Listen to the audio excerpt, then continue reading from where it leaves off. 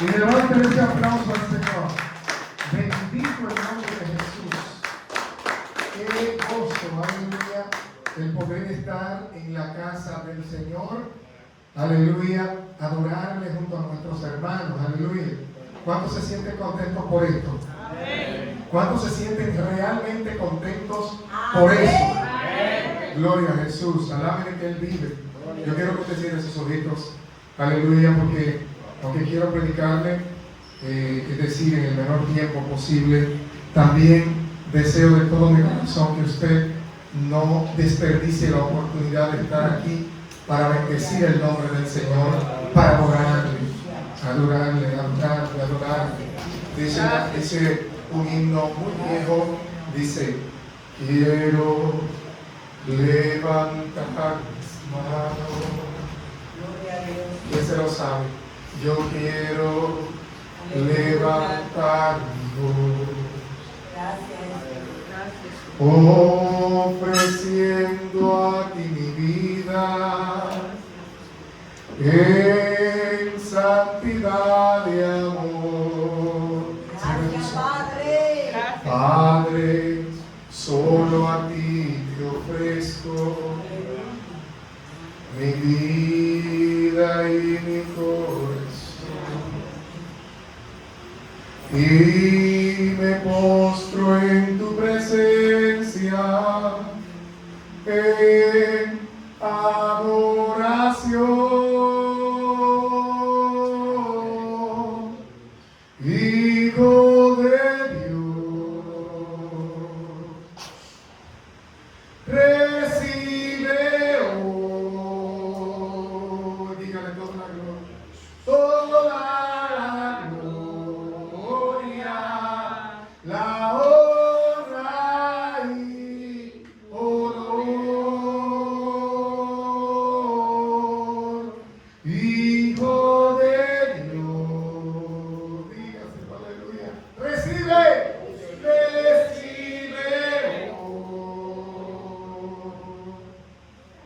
toda la gloria, la honra y honor.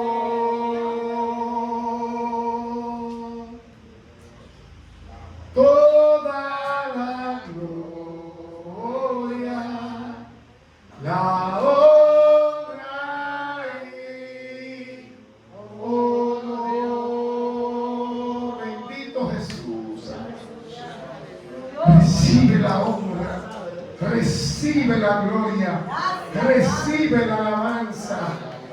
Oh Señor, porque solo tú eres digno de recibir la honra, la gloria, la sabiduría, la riqueza, el aplauso, oh la adoración. Tuyo es el reino, tuya es la gloria, tuyo es el imperio, oh Dios eterno, creador del cielo, de todas sus huestes, de la tierra y de todos sus habitantes, del mar y de todos, Dios mío, las criaturas. Padre, oh bendito sea tu nombre.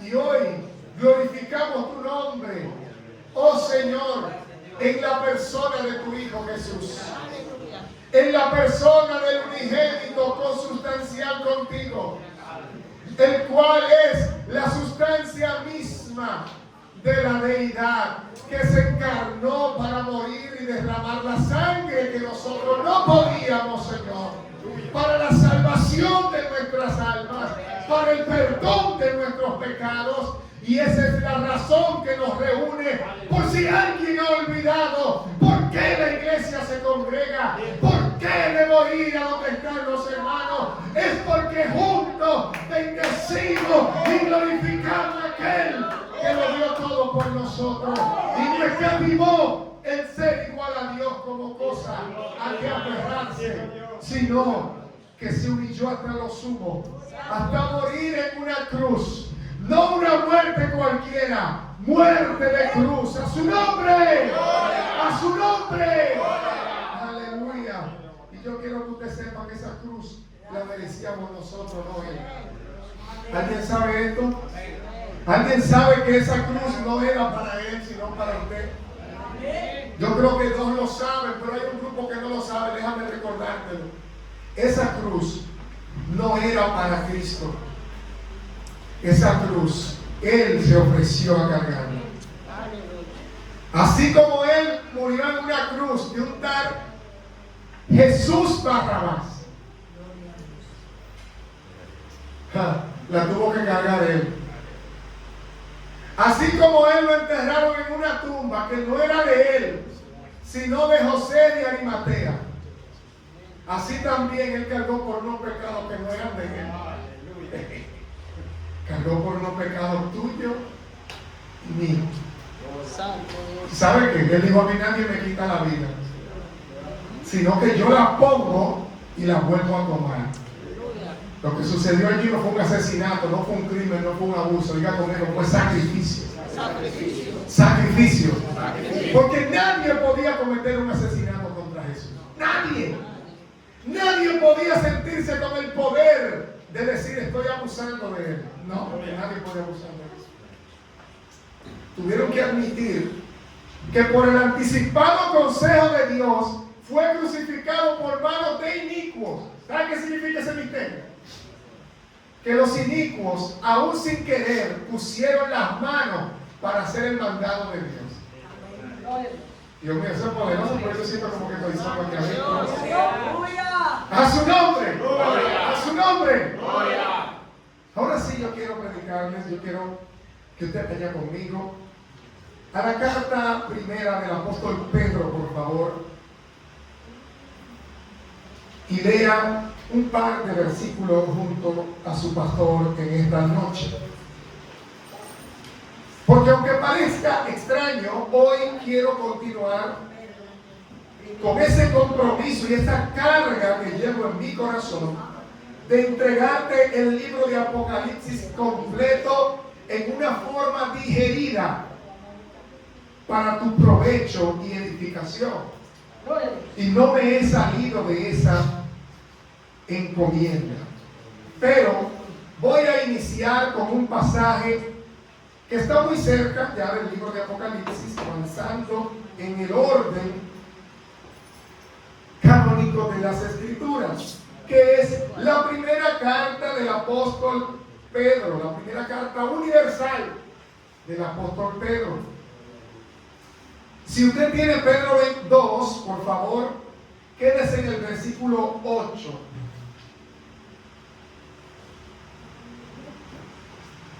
Bendito el Cordero, santo es el que vive. Santo es el que vive. Santo es el que vive. Santo es el que vive, santo es el que reina, santo en las alturas, santo aquí en la tierra, santo en el pesebre, santo en el sepulcro. Santa es su sangre derramada en la cruz. Santo es el que vive, santo es el que reina, santo en las alturas, santo aquí en la tierra, santo en el pesebre, santo en el sepulcro. Santa es su sangre derramada en... Versículo 8, segunda carta, primera carta del apóstol Pedro. Capítulo 2, y leemos en la comunión del Padre, del Hijo y del Espíritu Santo. Amén.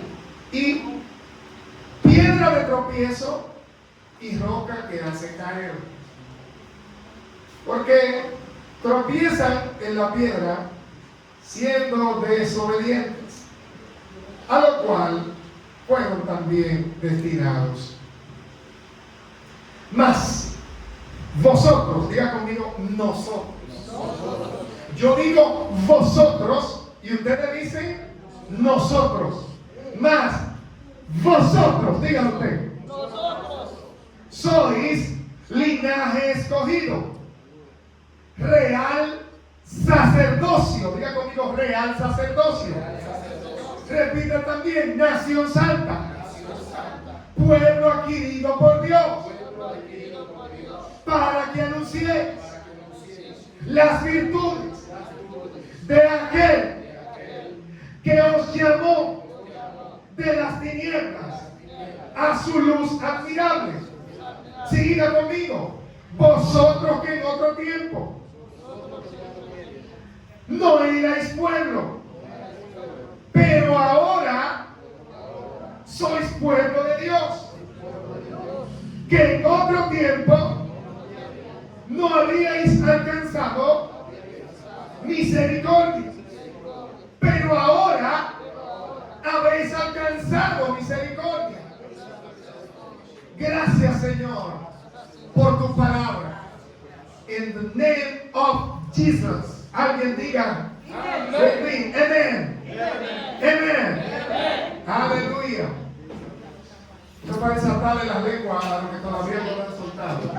Aleluya. Oh, bendito el nombre del Señor. A su nombre. A su nombre. Amado, como les decía, tengo una encomienda y una carga de hace unas semanas hacia acá de hablarles sobre el libro de Apocalipsis de una forma descriptiva, continua, procesal, hasta que usted consiga de esta porción de la Escritura aquello que está destinado para usted, para su edificación, para su alimentación, nutrición y engrosamiento espiritual. ¿Alguien quiere llegar ahí? ¿Alguien quiere llegar ahí? Apocalipsis capítulo 15 y 16 es lo que hoy vamos a tratar. Y quiero tratarlo con el tema mares de vidrio y copas de ira. Alguien mire serio a su hermano y dígale mares de vidrio y copas de ira. Y quiero hoy, en lugar de plantearme un propósito, me he trazado 3 objetivos de una forma muy específica para cada uno de ustedes, o en términos globales para toda la iglesia de Jesucristo, incluyendo los que no se congregan aquí. Y es que quiero que comprendas la profunda relación que tiene el libro de Apocalipsis, último libro de tu Biblia, con los primeros libros del Antiguo Testamento, ya sea que le llames el Pentateuco o la Torá, los cuales tienen un tema común entre todos. Diga conmigo, ¿cuál es ese tema? La salvación del hombre por medio de un Salvador divinamente escogido. En segundo lugar, o segundo objetivo, enseñarte claves presentes en Apocalipsis que lo hacen un libro cercano y comprensible. Diga conmigo, cercano y comprensible. Lo cual Dios ha querido siempre para que seas efectivo en tu predicación. Diga conmigo, efectivo en mi predicación. Sí, porque la predicación no es para los pastores y los evangelistas de multitudes, es para ti también. Y número 3, que te apercibas acerca de la secuencia de juicios de Dios contra la tierra, para que te apresures a salvar a otros y, claro, cuidarte a ti mismo de todos ellos. Así que yo quiero que tú no te desconectes de aquí. Espero que no te dé sed, ni frío, ni calor, ni que te dé comezón, ni nada, porque quiero que tú digieras esto de una forma muy especial para tu propio provecho. ¿Alguien quisiera esto? Amén. ¿Alguien quisiera esto? Amén. Cristo vive, a su nombre. Gloria. Cristo vive, a su nombre. Gloria. Ya que hemos ido adentrándonos en esta serie de Apocalipsis, que has seguido conmigo durante las últimas semanas, podrás recordar lo que te he repetido al principio de cada uno de los encuentros que hemos tenido respecto a esta palabra. Y fue que vimos en el capítulo 1 a Jesús revelado como el Cristo divino, el Alfa y la Omega, cuya presencia en medio de la iglesia es real y que reina por los siglos de los siglos. Grítame si quieres. En el capítulo 2 y 3 vimos cómo Dios explaya a todas las iglesias de todos los tiempos en un mensaje encapsulado a las 7 iglesias de Asia Menor. En el capítulo 4 revela una sublime adoración de los seres celestiales que convirtieron el cielo en el culto más excelso que nunca antes hemos visto nosotros aquí en la tierra. Los capítulos 6, 7, 8 y 9 revelan un conjunto de cosas que están relacionadas, pero hablan de misterios de los 7 sellos. Habla de los ángeles con las trompetas. Habla de los 144,000 sellados de Israel. Y en el capítulo 10 vemos a ese misterioso librito en manos de un ángel cuyo contenido es alimento específico para los que aman la profecía del Señor. Capítulo 11 muestra los 2 testigos y el peso de su testimonio. ¿Qué significa cargar un manto? Para que usted no menosprecie a uno que lo cargue. El número 12 revela el episodio del dragón que le hace la guerra a la mujer encinta y al niño que está a punto de parir.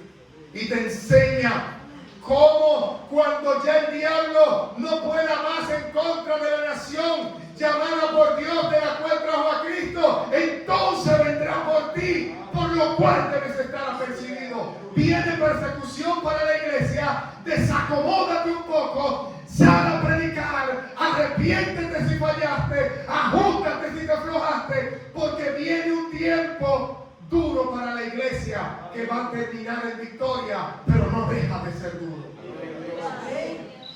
En el capítulo 13 vimos revelado el relato de las 2 bestias, aludiendo a la ubicación en el mapa escatológico y profético de todas las naciones de la tierra, además del plan de salvación que Dios tiene en medio de todo este caos, el cual te incluye a ti.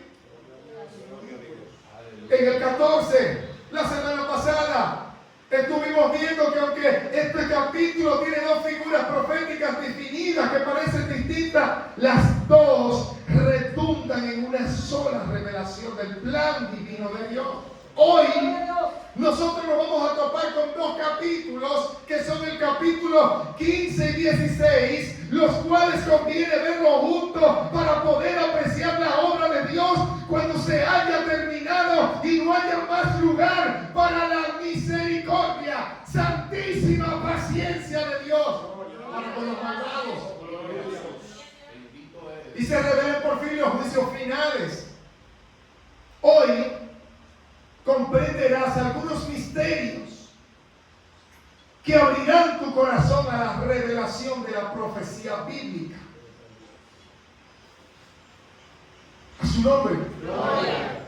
Porque estos capítulos tienen una relación tan fuerte, diga conmigo, tan fuerte, que solo se puede comprender si entendemos el misterio detrás del sacerdocio. Diga conmigo, hay un misterio en el sacerdocio. Hay un misterio en el sacerdocio. La relación entre estos 2 capítulos solamente es capaz de entenderse cuando tú sepas qué hay con el sacerdocio, como te lo voy a explicar a continuación. ¿Alguien se va a dormir hoy aquí?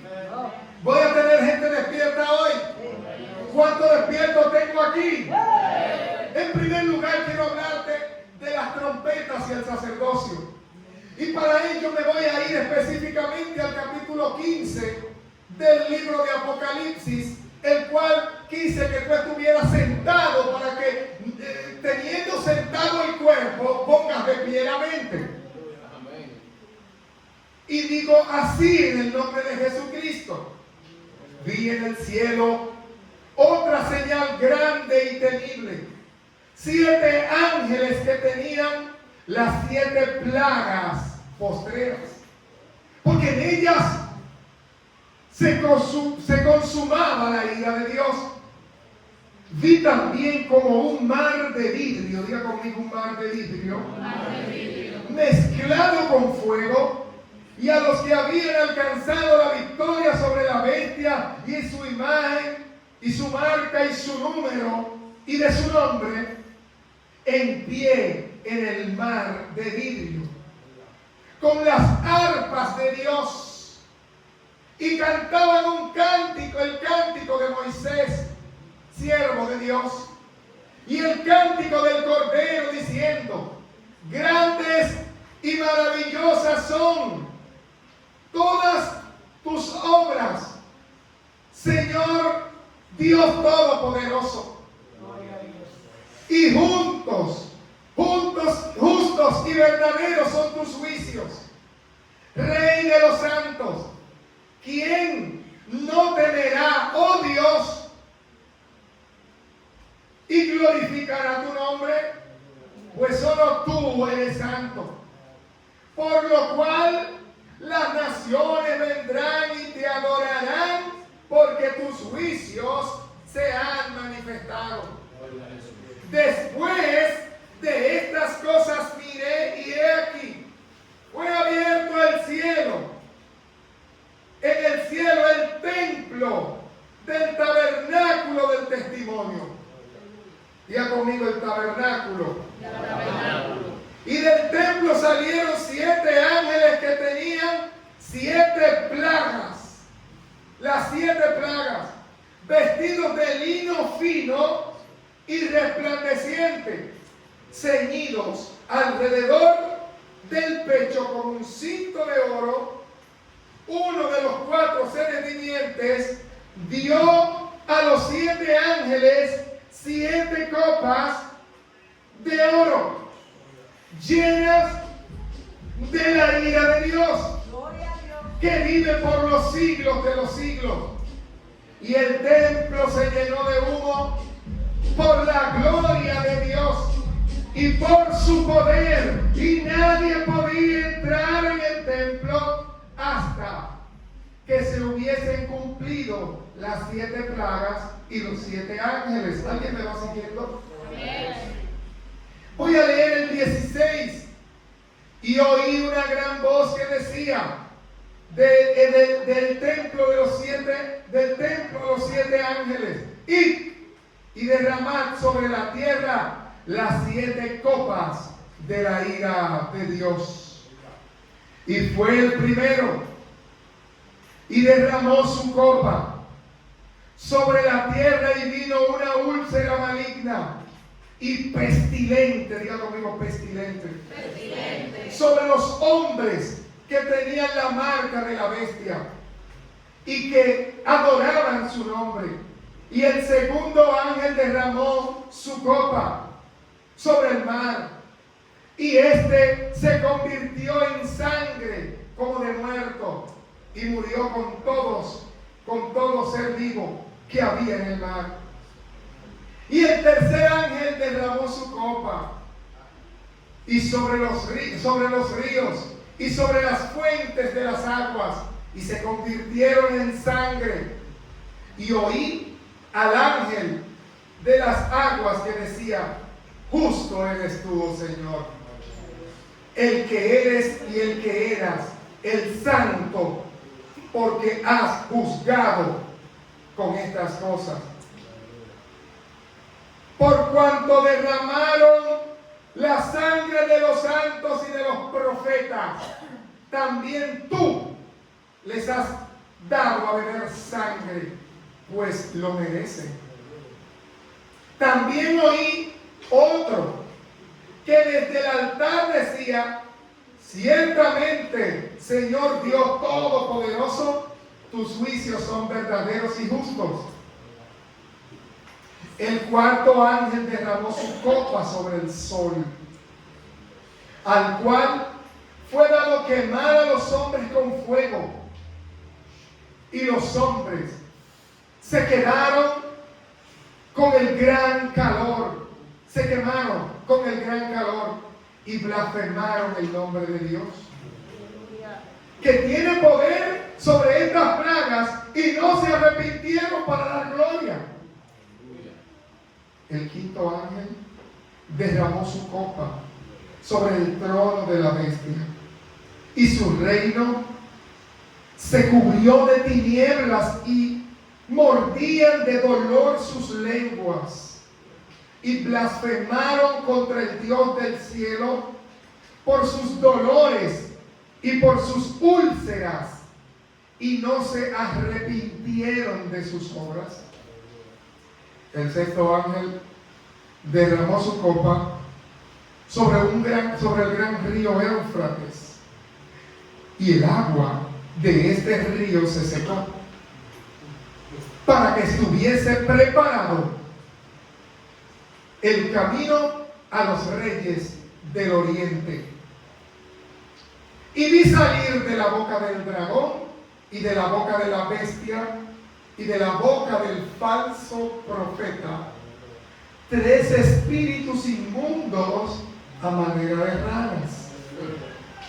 Pues son espíritus de demonios que hacen señales y que van a los reyes de la tierra en todo el mundo para reunirlos para la batalla de aquel gran día del Dios Todopoderoso. ¿Alguien está listo para lo que voy a leer ahora? He aquí yo vengo como ladrón. Bienaventurado el que vela y guarda sus ropas para que no ande desnudo y vean su vergüenza. Y los reunió en el lugar que en hebreo se llama Armagedón. El séptimo ángel derramó su copa por el aire y salió una gran voz del templo del cielo, del trono, diciendo: hecho está. Entonces hubo relámpagos y voces y truenos y un gran temblor de tierra, un terremoto tan grande cual no hubo jamás desde que los hombres han estado sobre la tierra. Y la gran ciudad fue dividida en 3 partes, y las ciudades de las naciones cayeron. Y la gran Babilonia vino a memoria delante de Dios para darle del cáliz del vino del ardor de su ira. Y toda la isla huyó, y los montes, y toda isla huyó, y los montes no fueron hallados. Y cayó del cielo sobre los hombres un enorme granizo, como del peso de un talento. Y los hombres blasfemaron contra Dios por la plaga del granizo, porque su plaga fue sobremanera grande. Doy gracias al Señor por esta lectura. Diga conmigo: mares de vidrio, copas de ira. Nosotros acabamos de leer de forma íntegra 2 capítulos del libro de Apocalipsis, los cuales están conectados de una forma impresionante, pero lo que más quiero destacar en la noche de hoy es el hecho de que debes relacionarte con una palabra que te corresponde a ti y que se relaciona contigo. Diga conmigo, ¿cuál es? ¿Cuál es? La palabra se llama sacerdocio. En ambos pasajes hemos encontrado la manifestación final de las plagas definitivas de los juicios de Dios sobre la tierra, los cuales, como ellas mismas lo explican, sobrevienen a la tierra a causa de la maldad del hombre y como resultado y paga por su indisposición para arrepentirse de todas sus maldades. De forma reiterativa vimos como en el pasaje los hombres eran azotados con unas plagas, y en lugar de a base de dolor arrepentirse, dice que en medio de la plaga blasfemaron el nombre de Jehová y no se arrepintieron. Fíjate de las dimensiones que estamos hablando en la maldad del corazón de una humanidad que, sabiendo que están frente al único Dios que puede dar vida y también quitarla, y que ya no es solo una retórica, sino que le está sucediendo en vivo, prefieren blasfemar su nombre en lugar de ser sumisos y arrepentirse. Y usted me dirá, pastor, ¡ay, qué gente tan mala! ¿O será que para aquel tiempo la gente será tan perversa? La gente será tan tosuda, tan terca, tan cabezona, que no se arrepienten. Si te pones a notar, nuestra generación pareciera que eso se va a dar en los próximos días. Estamos viviendo y compartiendo época y quizás algunas malas costumbres de una generación que cuanto más sumida está en el castigo por su propia falta, más obstinada de mente se vuelve. Que mientras más se evidencia su error, más incapaz es de reconocerlo. Que cuanto más está sintiendo los golpes que provoca el pecado, la mentira, la altivez, la soberbia, el robo, la corrupción, más la practica. Entonces, en lo que el libro de Apocalipsis está describiendo aquí no es una conducta extraña, es una conducta que tú y yo conocemos muy bien. Y quién sabe si debemos hoy mismo empezar a despojarnos de ella. Blasfemar inclusive cuando estás siendo castigado por tu pecado es la señal inequívoca de alguien que se está condenando a sí mismo para perdición, teniendo la oportunidad de ceder ante la demanda del Dios Todopoderoso y limpiar su pecado. ¿Alguien puede bendecir a Dios aquí? Desde los capítulos 6 en adelante estuvimos viendo unos ángeles tocando unas trompetas. Dios mío, ¿qué son las trompetas?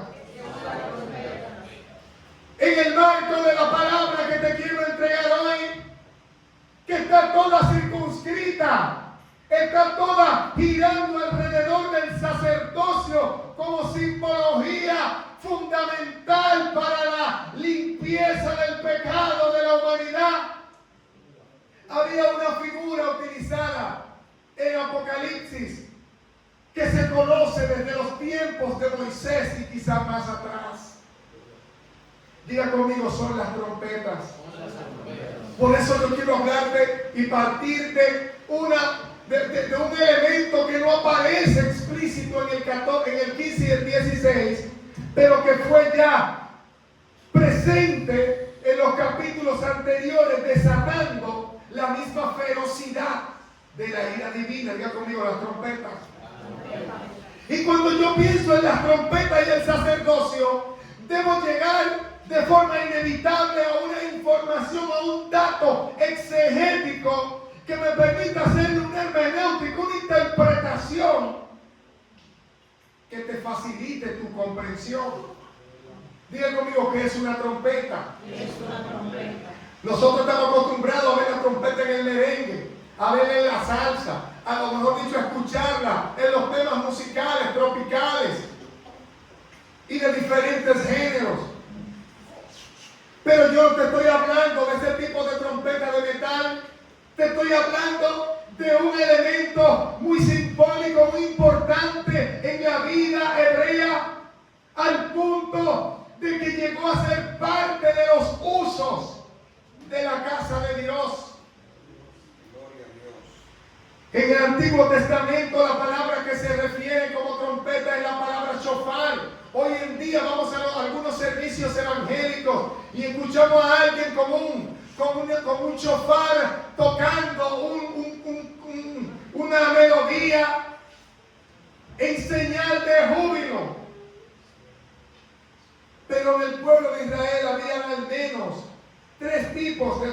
trompeta, yo voy a mencionarte solo dos. La trompeta o chofar viene de una raíz lingüística relacionada con la palabra embellecer o hacer algo más bonito. Es la palabra shofar. En las lenguas semíticas, es decir, los descendientes de Sem, hijo de Noé, todo lo que asumieron esa línea lingüística, interpretan esta palabra shofar derivada del arameo shepar, que significa belleza, excelencia o gloria. Si a ti te parece raro lo que acontece cada vez que suena una de esas trompetas, pues no te sorprenda, porque cuando suenan una de las trompetas que los ángeles tocan, pareciera que acontece una desgracia. Pero si le das una lectura más clara, más atenta, te vas a dar cuenta que aunque parece un desastre, está ocurriendo lo más hermoso que hombre alguno puede presenciar. Diga conmigo, la voluntad de Dios. Para nosotros no debe haber nada más importante que la voluntad de Dios manifestada. Dios dijo que venía el juicio. A nadie los juicios le son sorpresa. ¿A su nombre? Dios dijo sobre quiénes vendrían los juicios. Así que si alguien anda mal y le cae el juicio, tampoco le puede caer por sorpresa. A su nombre.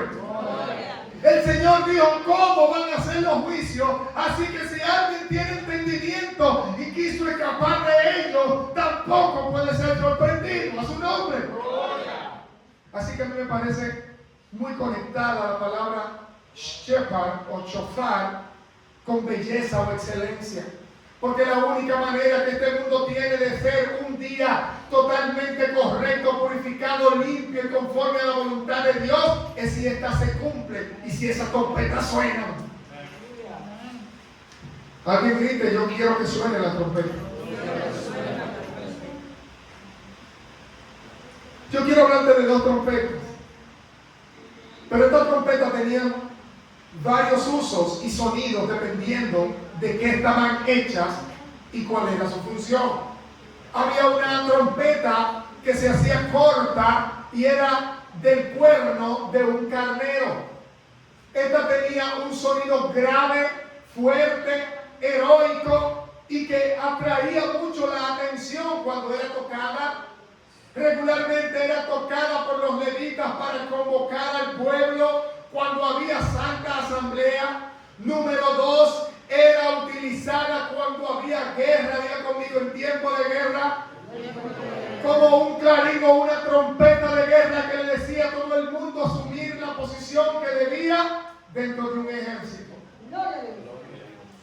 Y lo tercero y no menos importante, este mismo shofar, este cuerno de carnero, cuando se iba a investir de autoridad a un rey, a un monarca, era llenado de aceite santo consagrado a Dios, y se vertía sobre la cabeza de aquel hombre al cual desde ese momento se le llamaba el ungido. Es decir, que la trompeta tiene una significación sacerdotal impresionante que está conectada a estos pasajes de Apocalipsis, y te voy a decir el por qué.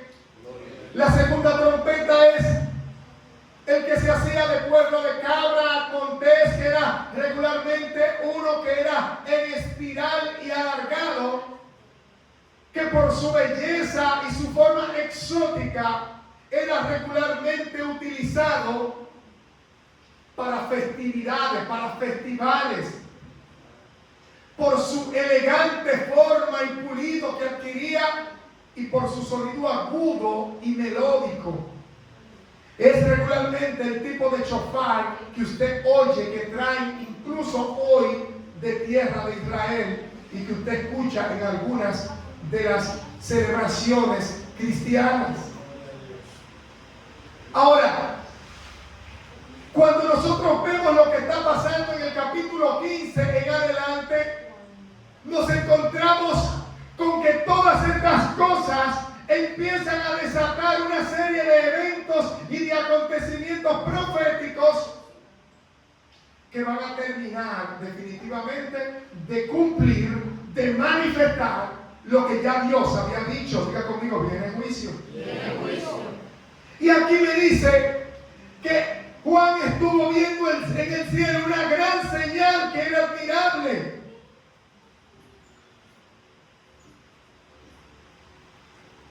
¿Qué señal estaba viendo Juan?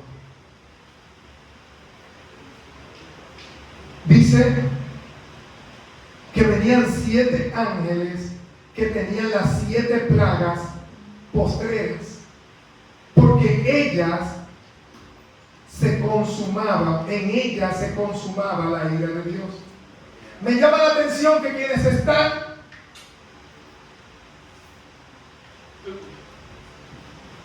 siendo vistos por Juan son 7 ángeles, los cuales nos llevan hacia atrás, capítulo atrás, cuando esos mismos ángeles tocaban trompeta. Y tocaban trompeta, y cada vez que ellos tocaban una se desataba un juicio diferente. El misterio aquí es que estos ángeles ahora vienen con la carga final ya. Es que cuando la paciencia de Dios, que es de las pocas cosas limitadas que Dios tiene, diga conmigo, la paciencia de Dios tiene un límite. Sí, porque a veces la gente piensa en Dios y piensa en un Dios que todo es ilimitado. No. ¿Su nombre? No. Dios es santísimo. Dice que la paciencia de los santos, y Él es santísimo. Es decir, que Él tiene altísima paciencia. Una cosa es tener altísima paciencia y otra paciencia ilimitada. El libro de Apocalipsis no lo estoy dejando aquí con algo chueco en la cabeza. Le estoy hablando de que el mismo libro de Apocalipsis menciona cuando llegó el límite de esa paciencia. Cuando ya no queda ningún otro sacrificio por los pecados, cuando ya no queda ninguna otra oración de perdón, cuando ya no queda ningún otro sacrificio, sino que, como dice la Escritura, lo único que resta es una horrenda expectación de juicios. Y cuando dice esto, es precisamente hablando de los que pecan deliberadamente, de gente que sabe lo que le corresponde hacer y hace otras cosas. ¿A su nombre? Gloria. Ahora, ¿por qué te explico todo esto? Porque tú perteneces al pueblo de Dios. Primera de Pedro 2, del 9 en adelante. Dice, mas vosotros sois, diga conmigo, mas vosotros sois linaje escogido, real sacerdocio, nación santa, dígalo, pueblo adquirido por Dios, para que anunciéis las virtudes de aquel que os llamó de las tinieblas a su luz admirable.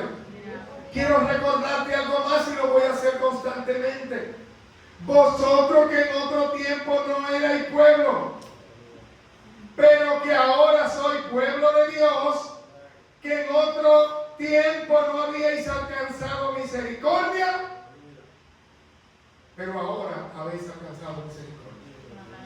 Por eso hay que saber estas cosas. Número 2. Diga conmigo, las copas y el sacerdocio. Las copas y el sacerdocio. Cuando nosotros vemos lo que está pasando, número 2, los mares y el sacerdocio. No quiero saltarme partes. Diga conmigo, los mares y el sacerdocio. Cuando nosotros vemos en el capítulo 15, a partir del versículo 2, dice, vi también como un mar de vidrio mezclado con fuego. Diga conmigo, un mar de vidrio. Un mar de vidrio. Aquí vemos que este mar de vidrio mezclado con fuego también mostraba a los que habían alcanzado la victoria sobre la bestia, sobre su imagen, sobre su marca, sobre el número de su nombre. Y estaban en pie en el mar de vidrio con las arpas de Dios. A mí me llama muy poderosamente la atención y me da un poco de risa, porque la mayoría de los cristianos que he conocido durante años, décadas, hablan y piensan de estos mares y se ven a la orilla de una playa. Por eso yo quise profundizar un poquito para dejarte bien en claro que lo que Apocalipsis está hablando aquí no fue de un viaje a la playa de los hijos de Dios.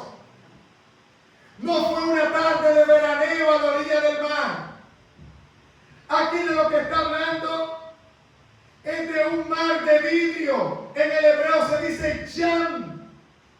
Y en la antigüedad se hacían de bronce y eran para los sacerdotes lavarse durante el servicio. Esa palabra yam en la Torá, en el Pentateuco, era un recipiente, un lavacro en donde los sacerdotes se limpiaban. Y era hecho de bronce porque era el alcance y de la tecnología disponible en ese tiempo. Se hacía de un bronce bien pulido, pero como usted sabrá, el bronce constantemente pierde su brillo, se oxida y hay que vivir trabajándolo constantemente. Pero era lo que tenían disponible. Además quiero darte un dato de que el bronce, que es muy familia del cobre, es de un tipo de metal que por su carga eléctrica que tiene propia, es bueno para eliminar bacterias, para eliminar hongos, virus y demás.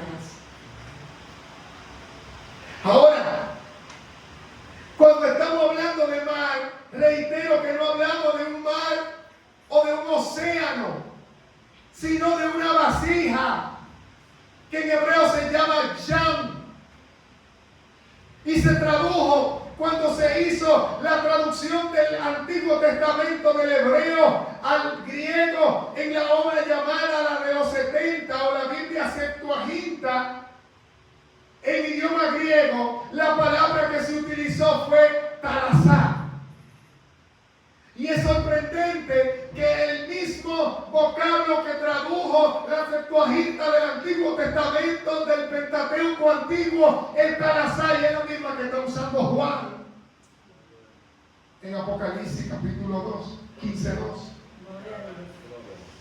Lo que me está dejando bien en claro que Juan lo que está viendo en su visión no es una playa.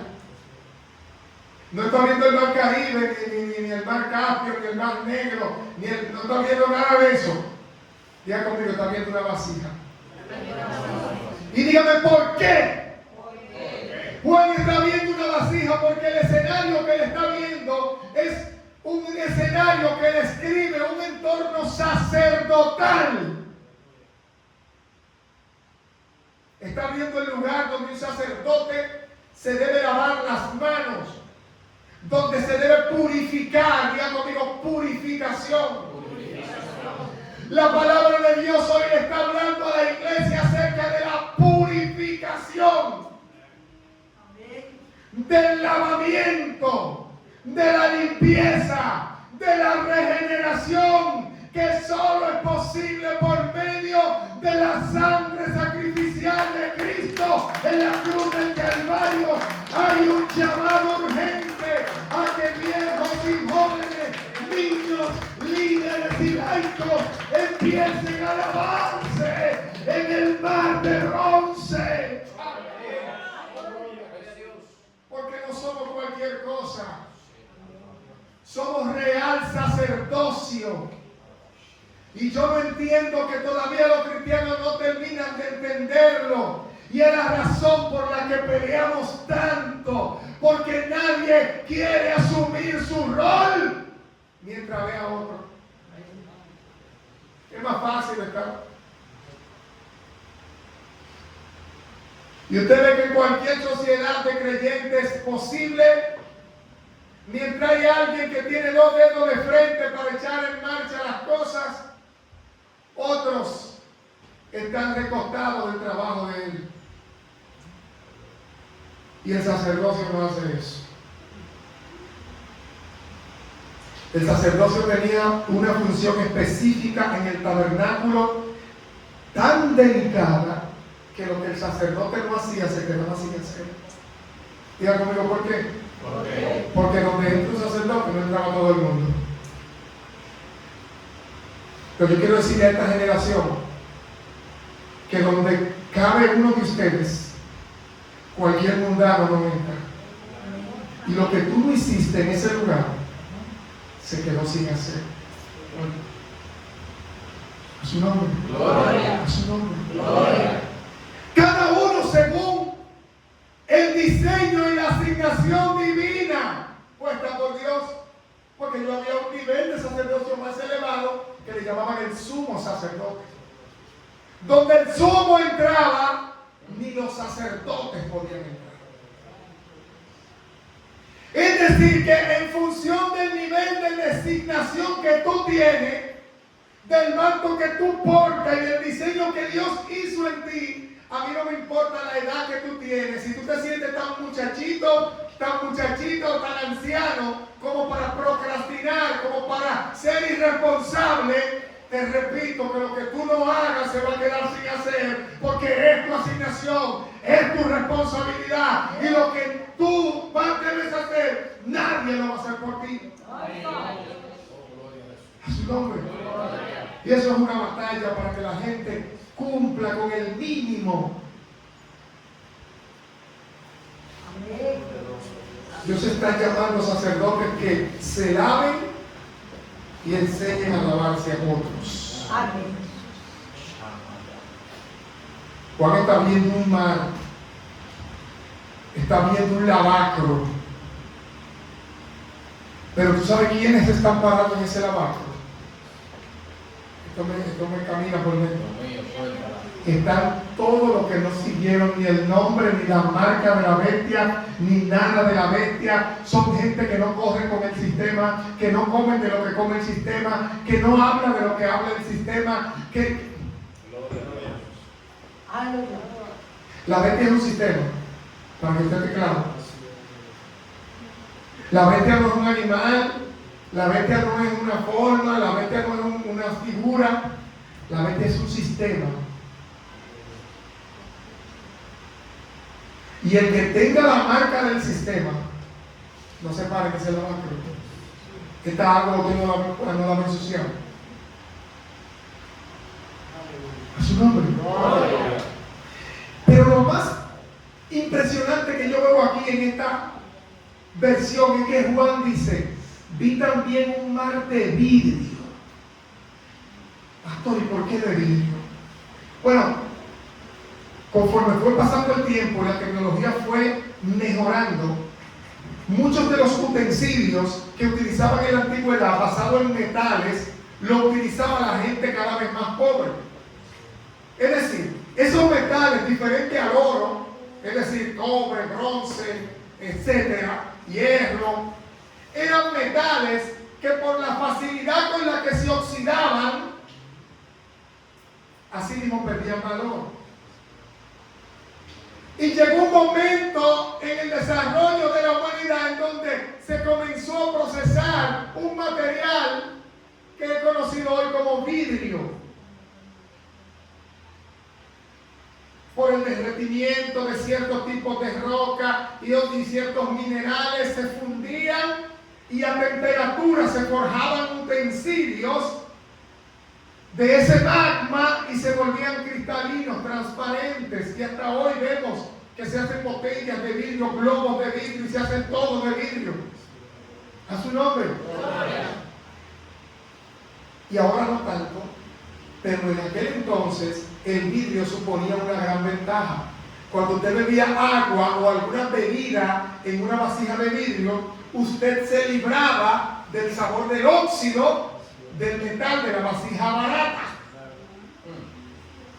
Por lo cual, el utensilio de vidrio tenía un valor casi equiparable a un utensilio de oro.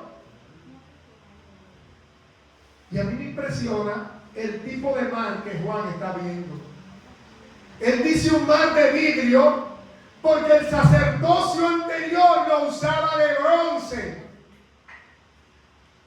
Y con el cambio del sacerdocio viene un cambio de ley. Y con el cambio de ley viene un paradigma de culto, de adoración, unas exigencias y unas demandas de pureza conforme a la revelación que se te está dando ahora. Su nombre. Por eso dice el apóstol, Dios, habiendo pasado por alto aquellos tiempos de aquella ignorancia, hoy manda a los hombres en todo lugar a que se arrepientan. Te traduzco esto. Él está tratando de decirte que antes, cuando no había revelación de quién era Cristo, cuando solamente eran figuras y sombras, a la gente se le chanceaba.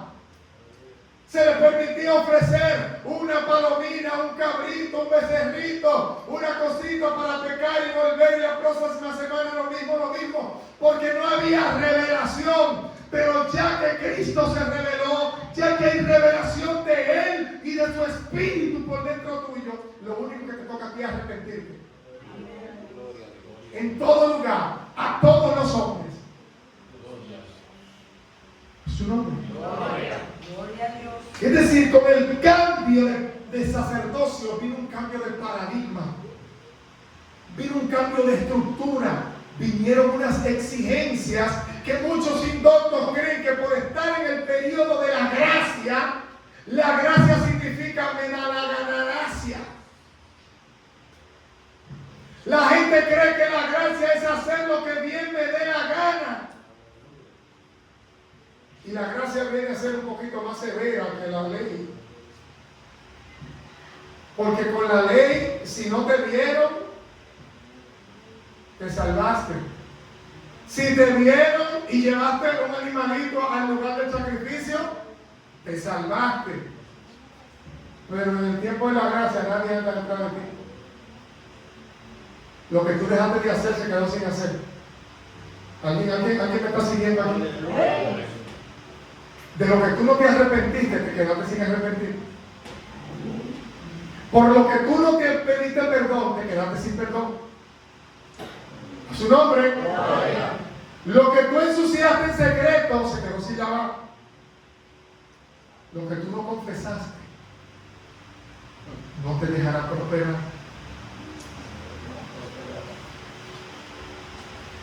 Usted ve lo delicado de la gracia.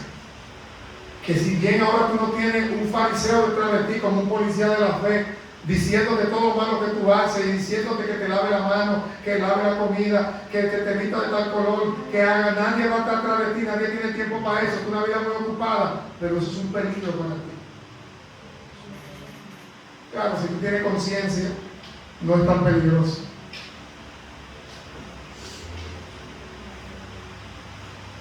Por eso dice el salmista, ¿quién podrá reconocer sus propios errores? ¿Quién?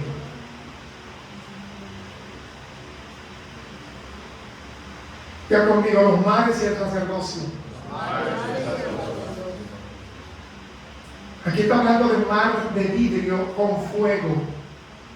Es decir, si la purificación del bronce y el cobre era eficaz en los tiempos del sacerdocio antiguo para lavar y purificar las manos y el cuerpo del sacerdote, ahora en una vasija de vidrio impecable, transparente, donde tú puedes ver cuando el agua se pone turbia para cambiarla, donde todo se deja ver, en un tiempo globalizado donde todo lo que tú haces se va a saber.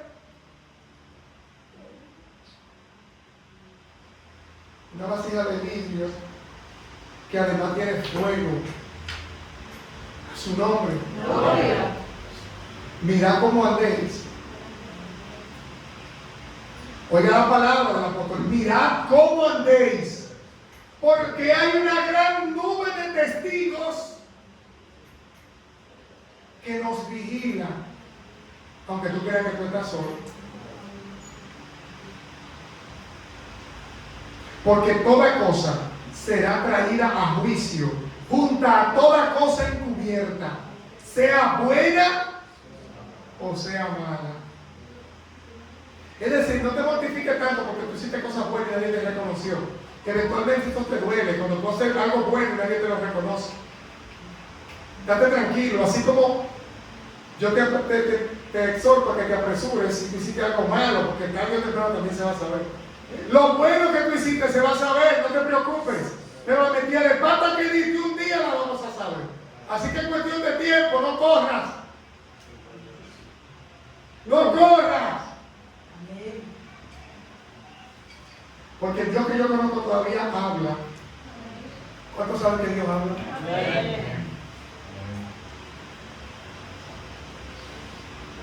Algunos de ustedes han sido testigos cómo Dios le ha dado la voluntad de hacer que las paredes me hablen.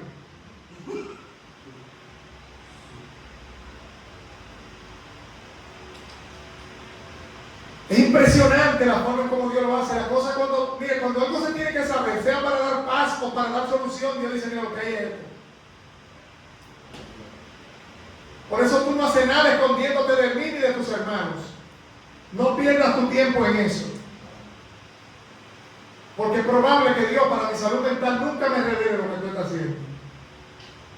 Pero si un día, y si un día Dios te ama tanto que dice, no, yo no quiero ver así, vamos a corregirlo. Mire, dice él. Dice, o sea, hacerlo en el culto, no importa, yo me encargo. Señor, pero díselo. ¿A quién debo yo obedecer? ¿A Dios o al hombre? Si lo que te va a hacer enderezar es una vergüenza pública, te lo vamos a guardar callado para ser cómplices de tu problema. A su nombre, ya conmigo la pared y pueden hablar.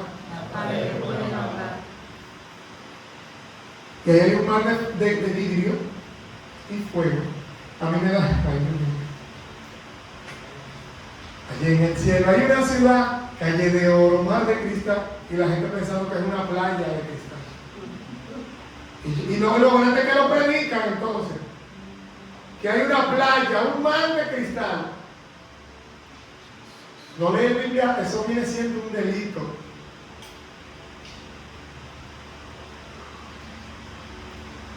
Gloria a Dios. A su nombre. Entonces, ya vimos que el mar de cristal es un objeto relacionado con el sacerdocio, pero con el sacerdocio de Jesús, ya no con el sacerdocio que se lavaba en bronce. Ahora hay un sacerdocio que se lava en vidrio, porque el bronce de abajo no se ve nada. Si el agua está sucia no se ve. Es un sacerdocio que aunque tenía que purificar a todos, él tenía sus problemitas. Y nadie lo veía. Pero el sacerdocio de Cristo es un sacerdocio que se lava, Dios mío, en madre de vidrio. Si tu mano está sucia, se va a saber. Y fuego, lo mejor te tiene que tenga fuego. ¿Cuántos saben qué hace el fuego? Purifica. No solo lava, sino que purifica. Porque hay superficie que tú la ves limpia, pero tan inmunda. No es lo mismo limpio que puro.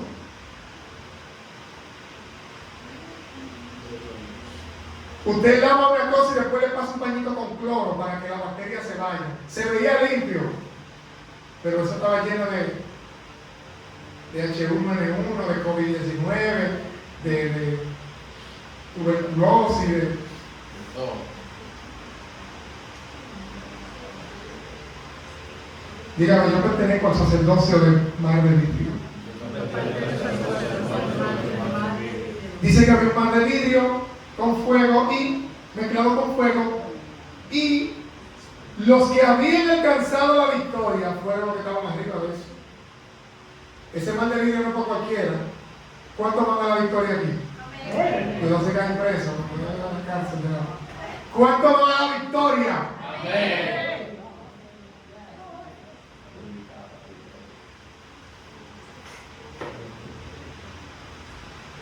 Esto se relaciona con Apocalipsis 15 y 16.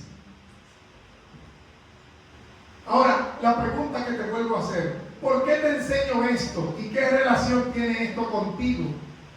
Vamos a primera de Pedro 2:8 de nuevo, 2:9. Repítalo conmigo. Mas vosotros sois linaje escogido, nación, real sacerdocio, nación santa, pueblo adquirido por Dios, para que anunciéis las virtudes del que los llamó desde las tinieblas a su luz admirable. Vosotros que en otro tiempo no erais pueblo, pero ahora sí sois de Dios, que en otro tiempo no habíais alcanzado misericordia, pero ahora habéis alcanzado. Yo quiero que usted se acuerde muy bien de primera Pedro 2:8 y 2:9. Por último, las copas y el sacerdocio. Ya digo, las copas y el sacerdocio. Del capítulo 16 me da mucha risa porque todo el que ha leído Apocalipsis de los últimos 100 años para acá ha relacionado las copas de los ángeles como las copitas de vino que sirven en los restaurantes, que la gente se da un buche, le hace una cuequita y se la da que sabe algo. No saben nada, todo eso es lo mismo. No son copitas de esas que usted agarra y que... Diga conmigo, ¿qué son? ¿Qué son? Mire, aquí dice, oí una gran voz que desde el cielo, desde el templo, una gran voz que decía, desde el templo de los 7 ángeles, id y derramad sobre la tierra las 7 copas de la ira de Dios. Diga conmigo, 7 copas. 7 copas. 7 copas llenas de ira. ¿Cómo así? Fue el primero y derramó su copa y sucedió una cosa. Fue el segundo, derramó su copa y sucedió otra. ¿Qué pasa con estas copas? Yo me puse a estudiar a qué copa se está refiriendo el apóstol Juan en esta visión. Si ya yo veo que todo está relacionado al sacerdocio, la copa no puede ser diferente. Entonces dejé de pensar inmediatamente en las copas de vino, en las copas utilizadas para beberse un traguito de jugo, y empecé a pensar más espiritualmente. Diga conmigo, la Biblia es un libro espiritual y no se puede entender carnalmente. O sea, tú te pones a pensar en la Biblia, en las cosas que tú haces y como tú eres, y tú vas a ver las cosas desde los lentes que tienes puestos. Decía alguien, las cosas no son como son como somos. Porque todo depende de todo el cristal que tú lo miras. La Biblia no puede ser vista así. El dato exegético acerca de las copas de la ira de Dios, cuando tú buscas la concordancia Strong y tú buscas la palabra griega número 5357, la palabra fiadas. Diga conmigo, fiadas. Y yo dije, fiadas es exactamente lo que aparece en el Apocalipsis capítulo 16, versículo 1. Fiadas. Fiadas, aunque en el español de la Reina Valera 1960 se traduce como copa, tiene otras acepciones, tiene significado mucho más amplio y son o es la misma palabra que se tradujo de la Torá a la Septuaginta como copa o como tazón. En el libro de Levíticos aparece en varias ocasiones en la lengua griega de la Septuaginta esta palabra, fiadas. Se usa la palabra equivalente del hebreo misrak, que significa tazón. Los misrakim o los tazones del tabernáculo eran usados para manipular la sangre sacrificial. Entonces yo pude entender qué era lo que tenían las copas que estaba viendo Juan. Ya conmigo, copas de ira. Copa de ira. Y yo ven acá, ¿y cómo se ve la ira? Porque tú tienes que tratar de usar la imaginación. Copa llena de cómo se ve la ira. Usted se puede analizar la persona que tiene temperamento colérico, o más bien el temperamento sanguíneo, se aira muy rápido. Y oiga con qué está relacionada la ira. Con la sangre. Es decir, la persona que le corre la sangre muy rápido se enoja fácil. Y la ira del hombre no obra la voluntad de Dios. ¿Su nombre? Copas de ira. Yo, pero ¿cómo se ve una copa llena de ira? Y cuando me encuentro con este detalle exegético de los misraquim, los tazones no eran copitas de vidrio, eran unas poncheras, unos tazones que eran más anchos que hondos. Y diga conmigo, ¿para qué se usaban? Su destino era, en primer lugar, la sangre era vertida en estos recipientes. Allí se manipulaba la sangre del sacrificio de los animales, cuyo destino era ser vaciada sobre el altar del holocausto. Oh, gloria a Dios. Aleluya. Cuando el sacerdote degollaban el animal y en un misrak tomaban la sangre en una copa, en un tazón, ya llenaban de sangre.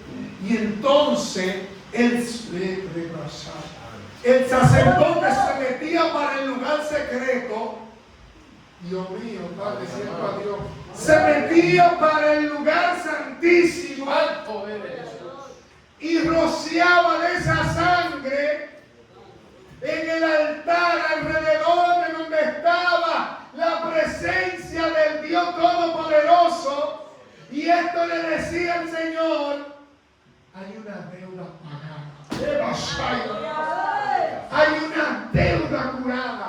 Mi justicia fue satisfecha. Sí, bien dice la Escritura que sin derramamiento de sangre no existe remisión de pecados. Era fácil entender que cuando el sumo sacerdote tomaba la sangre en el misrak y la llevaba al lugar santísimo, la rociaba, le estaba él diciéndole a Dios: estoy haciendo mi trabajo y traje la sangre de una víctima por un pecado que se cometió. El Señor decía: ok, estamos a mano. El único problema es que si eso significaba la vida, la Biblia dice que en el libro de Levítico que la sangre de un animal era su vida.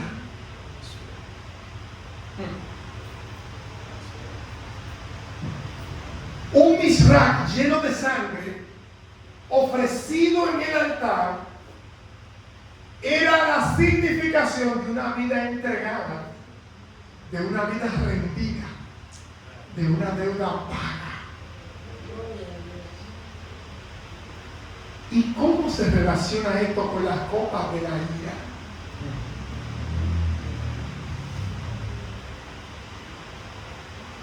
Que en la antigüedad las copas llevaban la sangre que aplacaban la ira, pero en Apocalipsis las copas son los recipientes donde se encuentra el juicio mismo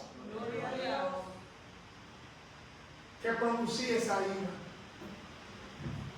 Vuelvo atrás. En la antigüedad ahí se echaba una sangre que tenía la capacidad de detener el juicio. En estas copas de estos ángeles está no la sangre que detenía el juicio, está la sangre del mismo juicio. Es decir, que los sacrificios antiguos aguardaban un momento por la solución del problema y lo frenaban ahí, pero ahora estas copas traen la solución definitiva y se acabó. A su nombre. Gloria. A su nombre. Gloria. Diga conmigo, mares de vidrio, copas de ira. Y mire lo que sucede aquí. Fue primero y derramó su copa sobre la tierra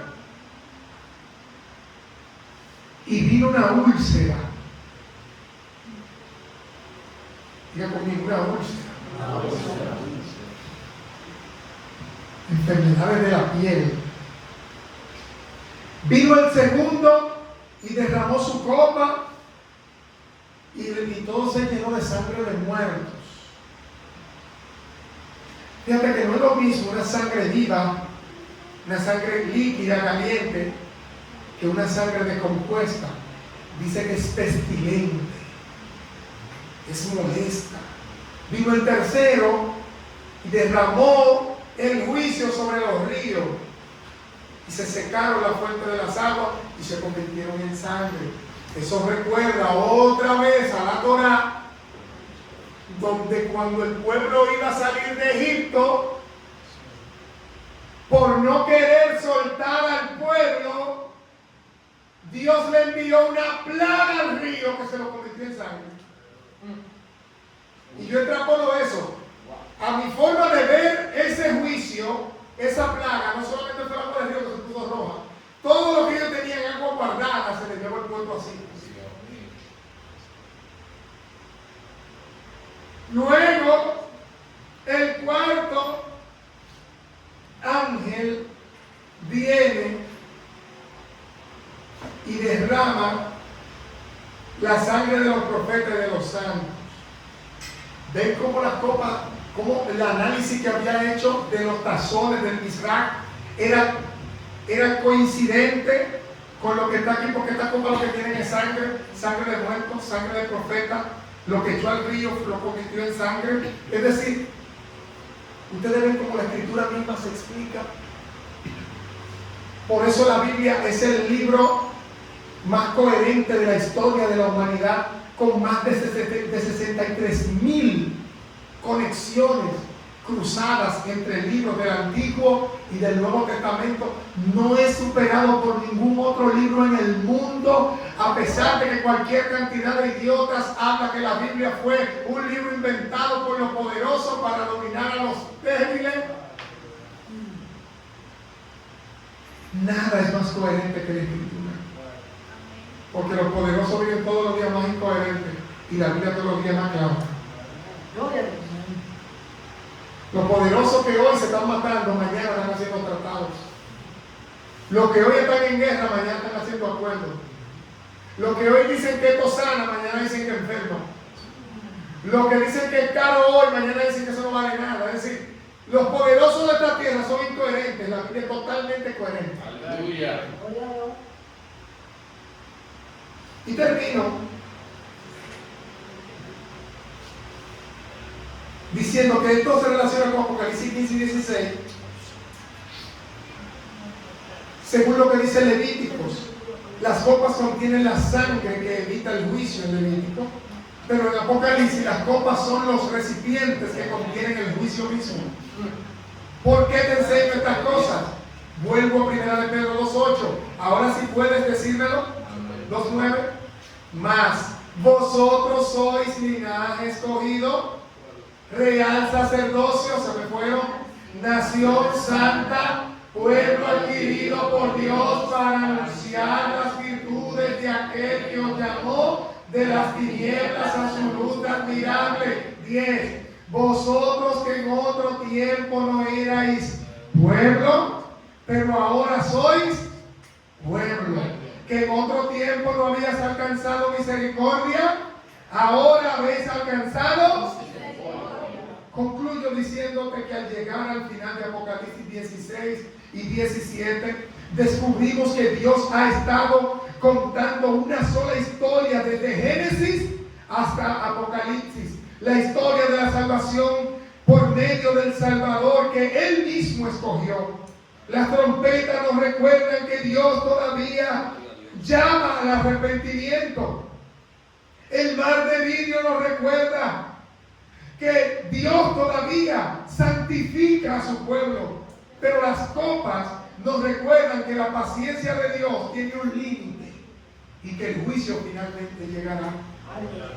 Por eso Apocalipsis no es un libro de satisfacer nuestra curiosidad, sino para despertar nuestra conciencia. No fue escrito para que admiremos las profecías, sino para que entendamos la urgencia de los tiempos. Hoy hemos visto que las trompetas, el mar y las copas nacen en el santuario y apuntan a una misma verdad. Dios sigue llamando a los hombres antes de que caiga el juicio. Hay que se atreve a llamar a alguien aquí. Y si, como dice Pedro, somos linaje escogido, real sacerdocio y nación santa, entonces tenemos una responsabilidad ineludible, es decir, no la podemos evadir. Tocar la trompeta de advertencia, conducir a los hombres al lavacro o al mar de vidrio de la gracia y anunciar que todavía hay salvación en Cristo antes de que las copas de la ira sean derramadas. La pregunta no es ¿qué harán los ángeles con las copas? La pregunta aquí es ¿qué hará la iglesia mientras aún hay tiempo? Cristo viene, el juicio se acerca, la gracia todavía está disponible. Alguien grita amén. Amén. Por tanto, permanece fiel, vive como sacerdote de Dios, apresúrate a rescatar a otros, porque las trompetas están sonando, el santuario sigue abierto y las copas, hermano, ya están preparadas. Nada que podamos hacer más que obedecer. Ponte de pie en esta noche. Padre, en el nombre de Jesús, les he hablado todo aquello que creo fielmente tú me dijiste que le digas. Ahora te pido, Dios, que habiendo cumplido yo con mi parte, tu Espíritu permita que esas palabras hagan todo aquello para lo cual fueron enviadas, y que cada uno, Señor, sea responsable de en sí mismo tomar la parte que le corresponda. Gracias, Señor, porque sé que nada de lo que dice tu Escritura se quedará sin resultado. En el nombre de Jesús, la iglesia dice amén. Muchas gracias.